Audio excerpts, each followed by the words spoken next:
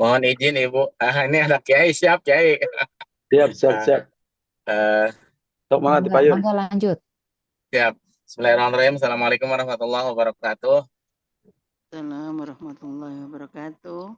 Assalamualaikum Mohon warahmatullahi izin Ibu wabarakatuh. untuk kami dari kelompok satu, mengingatkan ke bagian kelompok satu, saya Irawan dan juga Kiai Nanang. Alhamdulillah sudah hadir dan kami mempresentasikan ataupun menerjemahkan dari chapter ya untuk buku konseling ini. Alhamdulillah sudah selesai dan ini hasil dari kami, Bu. Saya udah share juga file Word-nya yang hasil terjemahannya ke grup juga. Baiklah, terima kasih yang kami hormati Ibu Ulpa sebagai dosen, Bu Dr. Ulpa sama Bu Dr. Teti, dan juga teman-teman yang kami beri judul yaitu tentang sejarah umum dan juga kerangka kerja konseling sekolah. Itu hasil terjemahan dari kami. Next, mungkin Kang Ustad. Nah, ini kelompok kami ada Jenarang. Next, ini awal daripada judul ini merupakan landasan dari gerakan konseling sekolah ya. Konseling ini sejarah singkatnya. Jadi berawal dari karya Frank Person yang mendirikan Biro Kejuruan Boston pada tahun 1909, menekankan pentingnya membantu para pemuda. Maka dari filosofi Parson adalah untuk membantu kaum muda memilih pekerjaan melalui cara-cara yang ilmiah. Artinya yang lebih ditekankan ketika Frank Parson ini mendirikan Biro Kejuruan Boston ini, dia untuk membantu para pemuda. Kemudian hal ini berarti bahwa kaum muda itu dan konselor bekerja untuk mencapai tiga tujuan. Tujuan dari konselor yang dicetuskan oleh Frank Parson ini itu ada tiga. Yang pertama, memahami kaum muda. Artinya memahami kaum muda segi karakteristik, kemudian cara pandang di kaum muda itu sendiri. Kemudian yang kedua, tidak memahami pilihan-pilihan kejuruan yang tersedia. Kemudian yang ketiga, menggunakan logika dan wawasan untuk mengarahkan siswa ke lintasan karir yang produktif. Jadi mereka tuh diarahkan untuk lebih produktif. Setelah publikasi Anumerta dari buku Seminal Person, Pushing Vocation, Kota Boston dan negara bagian Massachusetts memilih untuk masukkan konselor kejuruan ke dalam semua sekolah pra 12 Baskin Slayton. Jangkauan Person sangat luas dan hanya dalam beberapa tahun lebih dari 900 sekolah menengah atas di Amerika Serikat memiliki beberapa komponen bimbingan konseling di sekolah. Artinya awalnya hanya beberapa sekolah saja, kemudian lambat laun, terus dan terus, akhirnya lebih dari 900 sekolah menengah atas di Amerika Serikat memiliki beberapa komponen bimbingan konseling. Itu menurut Gessler 1990. Next, itu kemudian program bimbingan perkembangan komprehensif CDGP, yaitu next, model layanan personalia siswa pada tahun 1960 dan 1970-an menawarkan layanan tetapi tidak memiliki pendekatan yang jelas dan sistematis yang mengakibatkan penugasan tugas-tugas lain secara terus-menerus kepada konselor sekolah. Artinya tidak terfokus untuk layanan ini. Kenapa tidak memiliki pendekatan yang jelas dan sistematis? Artinya tidak berfokus. Jadi ketika yang diterapkan di sekolah, sekolah itu malah menugaskan tugas-tugas lain. Jadi secara terus-menerus kepada konselor sekolah.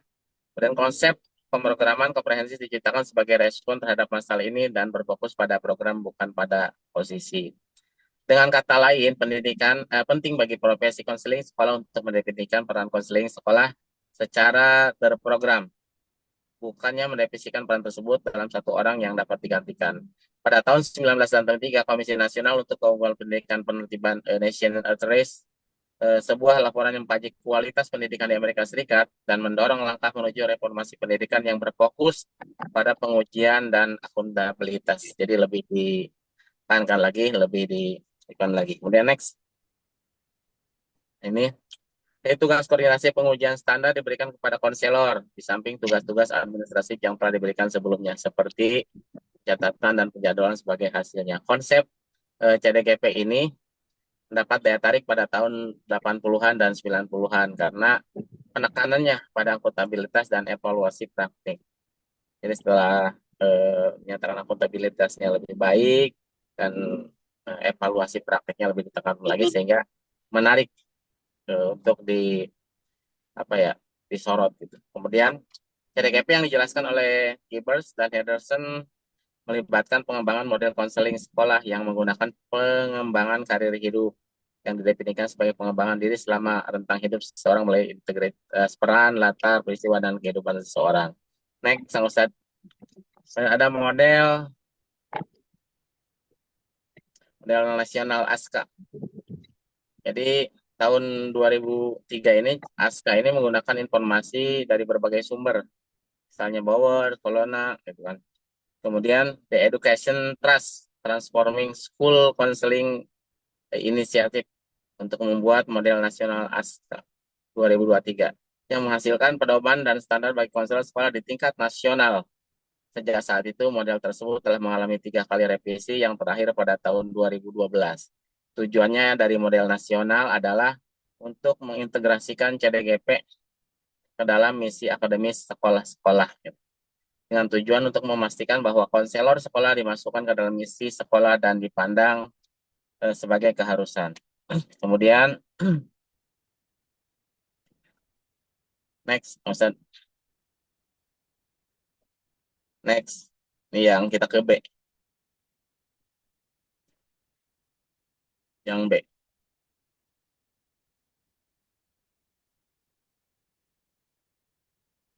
Konseling sekolah kontekstual, CSC atau CSC.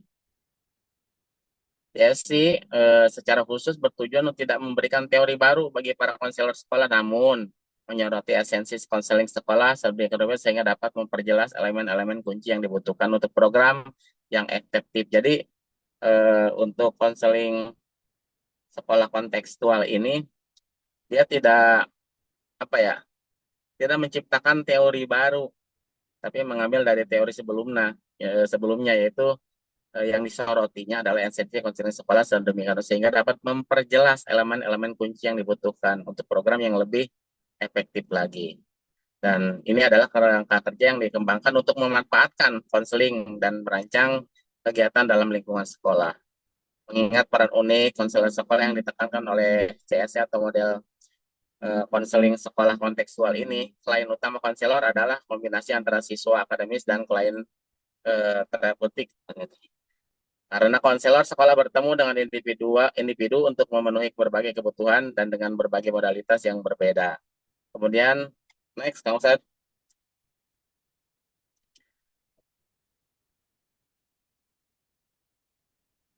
Nah, ini hubungan konseling untuk curhat sendiri ya.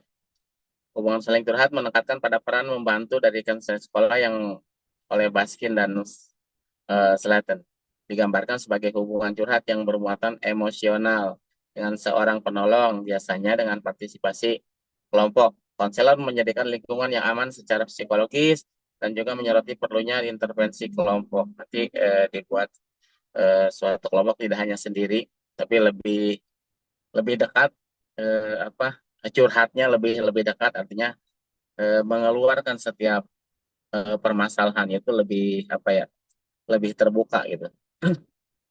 Kemudian emosi seperti menyoroti perlunya intervensi kelompok. Kemudian emosi seperti yang ditekankan dalam model kontekstual terkait erat dengan bagaimana siswa memandang, melakukan, menghargai, dan berintegrasi dengan misi pendidikan di sekolah. Oleh karena itu dibutuhkan konselor sekolah yang terlatih untuk mendukung emosi siswa di sekolah. Artinya harus konselor itu harus lebih memahami itu, yang benar-benar mengerti tentang keadaan siswa, baik secara kelihatan secara fisik ataupun secara kejiwaan mereka itu bisa membacanya. Kemudian pengaturan penyembuhan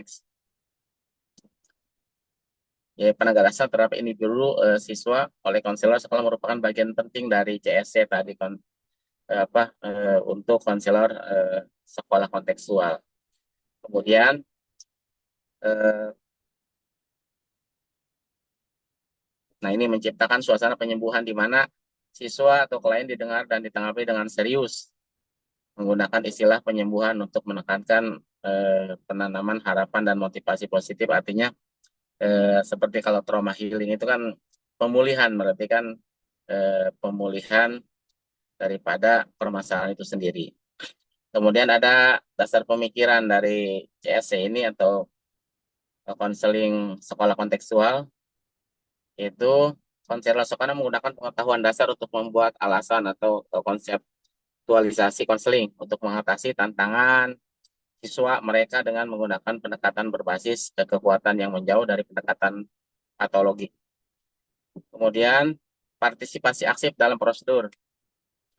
Frank 1991 menekankan pentingnya sebuah prosedur atau ritual yang membutuhkan partisipasi aktif sebagai cara untuk memulihkan kesehatan dalam pemulihan kesehatan ini. Kemudian dalam CSA ataupun konseling sekolah kontekstual, konselor sekolah memiliki kemampuan untuk mengimplementasikan berbagai intervensi dengan mempertimbangkan kebutuhan spesifik siswa gitu di sekolah mereka.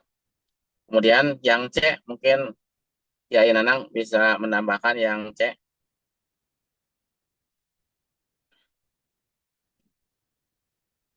Yang C Kang Ustadz. Nah ini Pak Kiai enggak ada gak? Ya baca aja Pak Kiai yang C. Oke, baik. Terima kasih Pak Irawan yang sudah menyampaikan materinya ya. Baik, kita lanjut ke bagian C. Ini hubungan konseling curhat. Next, setelah kita mengetahui sejarah tentang konseling dari berbagai para ahli, kemudian beberapa konsep, maka ini adalah konsep konseling yang berikutnya, yaitu relasional. Klaster relasional dari program pelatihan profesional konseling kontekstual ini melengkapi area kerangka kerja CSC dalam hal hubungan konseling. Hal ini menekankan perlunya konselor sekolah untuk mengembangkan dan menjaga hubungan yang saling mendukung dengan si klien dan keluarga mereka melalui positif tanpa syarat. Ini disampaikan oleh Slatton dan Baskin tahun 2014. Kemudian disampaikan juga oleh email dan Wamprod 2008, menekankan bahwa hubungan terapeutik merupakan faktor terpenting yang berkontribusi pada hasil konseling yang sukses. Keterampilan hubungan merupakan area kompensasi yang penting bagi konselor sekolah yang dilatih melalui CSC. CSC menekankan bahwa konselor sekolah harus fokus untuk mendukung dilatih melalui CSC. CSC menekankan bahwa konselor sekolah harus fokus untuk mendukung dilatih melalui CSC ini dan menekankan kekuatan siswa atau klien dalam berbagai domain, termasuk masalah akademik, karir, dan sosial emosional. Konselor sekolah diposisikan untuk terlibat dengan siswa atau klien dalam berbagai pengaturan, misalnya intervensi, kelompok, pertemuan individu yang berbeda dengan pengaturan yang digunakan oleh psikoterapis tradisional. Kemudian selain relasional, yang kedua juga sistemnya. Sistem juga ini serupa dengan pengaturan penyembuhan. Area sistem menyoroti bahwa menavigasi sistem yang besar dalam mengakibatkan ketidaknyamanan siswa atau klien. Konselor sekolah dapat memberikan kontribusi terhadap rasa memiliki siswa atau klien secara keseluruhan dan dapat memberikan rasa aman di lingkungan sekolah. melalui intervensi di seluruh sekolah. Konselor sekolah juga harus bekerja sama untuk memahami kebutuhan multikultural siswa dan mengembangkan keterampilan sebagai advokat. Konselor sekolah harus memiliki keterampilan komunikasi dan interpersonal yang efektif untuk bekerja sampai dengan tenaga profesional non-kesehatan mental di lingkungan sekolahnya. Konselor juga mungkin harus memiliki lebih banyak akses ke siswa atau ke klien selama mereka itu mungkin ditantang untuk bertemu dalam waktu yang lebih singkat. Selain itu mereka dapat menemui siswa atau klien dan membuat sebuah pengaturan seperti intervensi kelompok atau kelas. Aspek konseling sekolah ini memiliki implikasi untuk mendefinisikan konseling sekolah sebagai cara konseling yang unik. Jadi pihak sekolah ini harus memiliki sebuah sistem yang bisa diterima oleh kliennya, oleh siswa, sehingga bisa melakukan nanti. Kemudian yang ketiga adalah ilmu pengetahuan. Peneliti yang berhubungan dengan praktik dapat membantu konselor sekolah yang mengembangkan dasar pengetahuan. Slaten dan Baskin menekankan bahwa penting bagi konselor sekolah untuk terpapar dengan pengetahuan ilmiah yang menginformasikan praktik mereka di masa depan sebagai konselor sekolah yang profesional. Konselor sekolah juga harus dapat memahami aktivitas penelitian dan bagaimana hal tersebut berhubungan dengan hubungan terapeutik dan lingkungan sekolah. Kemudian yang keempat, aplikasi. Prinsip yang digunakan dari CSC dalam bidang aplikasi pelatihan kompetensi adalah prosedur yang menekankan konseptualisasi dan pengobatan melalui intervensi konseling. Hal ini mencakup penggunaan keterampilan seperti empati, refleksi, penghargaan positif tanpa syarat, dan pertanyaan terbuka yang ditekankan dalam program pelatihan konselor. Konselor sekolah diberi tanggung jawab untuk mengembangkan keterampilan ini dengan mempertimbangkan anak-anak. Sebagai hasilnya, kemampuan untuk membangun hubungan baik dengan anak-anak dan menciptakan aliansi terapeutik yang bekerja sangat penting. Dari perspektif CSC ini, termasuk mendapatkan informasi tentang temuan empiris selain memiliki pengetahuan tentang intervensi primer dan sekunder yang dapat diberikan di berbagai domain. Kemudian yang kelima, yang terakhir adalah profesionalisme. Isu-isu etis secara khusus berkaitan dengan anak, khususnya anak muda, harus ditekankan dalam program pelatihan seperti yang disoroti oleh CSC.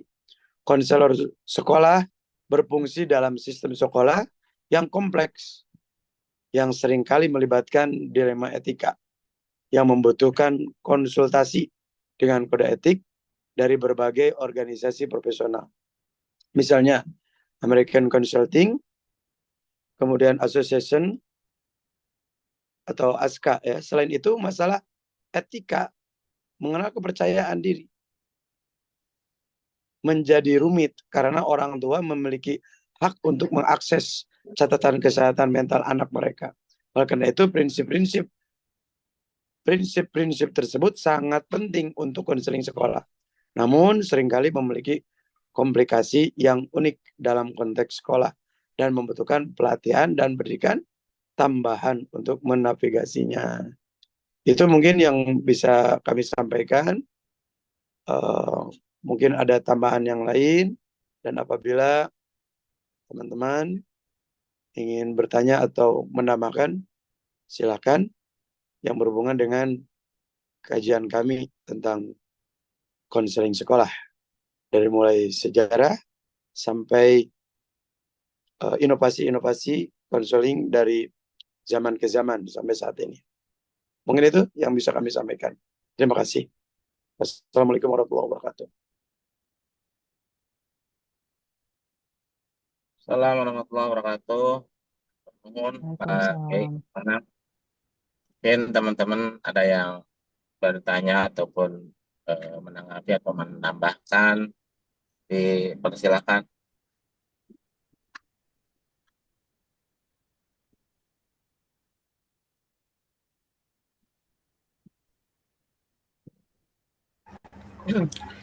Baik, izin bertanya. Enggak, Pak Ari. Siapa dulu tuh? Kang Hari atau saya? Mana? Pak Ari teh. Ya, ya Harinya. siap. Oh, Mangga Pak Hari. ya, Assalamualaikum warahmatullahi wabarakatuh. Assalamualaikum warahmatullahi wabarakatuh. Terima kasih atas waktunya Bapak Ibu. Ingin bertanya terkait sejarah, ini kan terkait sejarah juga ya, sejarah BK. Dulu itu kan namanya BP ya Bapak Ibu ya, bimbingan penyuluhan atau apa gitu Pak. Nah sekarang namanya BK, bimbingan konseling. Barangkali itu kenapa dirubah gitu? Karena pasti ada latar belakangnya ya. Kemudian kadang-kadang gini, kalau ada siswa dipanggil ke BK itu udah ada gitu, wah ada masalah apa ini ya, padahal kan belum tentu siswa dipanggil ke BK itu terkait dengan kasus gitu kan, bisa jadi ya memang ada keperluan lain, misalnya kayak penyampaian beasiswa. Biasanya kan itu BK itu kan fungsinya selain sebagai lembaga konselor buat siswa, juga buat menyampaikan informasi terkait dengan beasiswa, atau mungkin kalau kelas 12 masalah untuk perguruan tinggi gitu kan, biasanya suka ada kerjasama atau MOU antara BK dengan perguruan tinggi atau lembaga-lembaga kursus atau les gitu kan. Nah gitu, maksudnya supaya BK ini tidak menyeramkan gitu ya, seperti halnya kalau dulu masalah mondok juga kan, lamun ke Badung bader kayak di pesantren kan ya, nah, gitu kan orang tuh kadang saya gitu. Jadi mau pesantren itu menyeramkan gitu ya, karena dianggap sebagai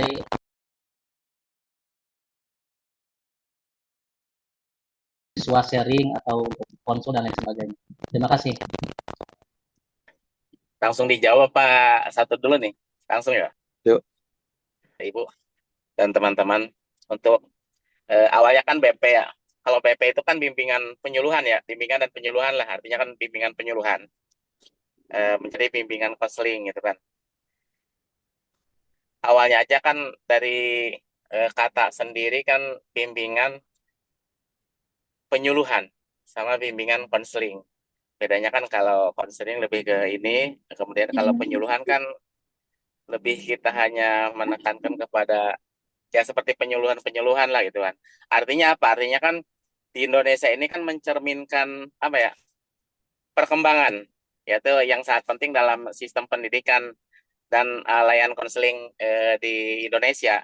Artinya kan pemikiran tentang bimbingan penyuluhan di sekolah-sekolah atau BP ini kan mulai direncanakan kan tahun 1960, yaitu hasil dari konferensi FKIP di Malang ya.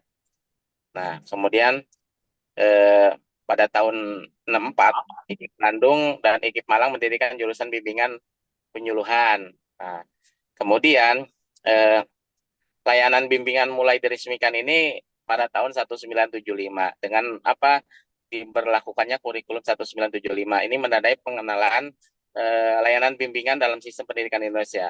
Kemudian istilah yang digunakan saat itu adalah bimbingan dan penyuluhan.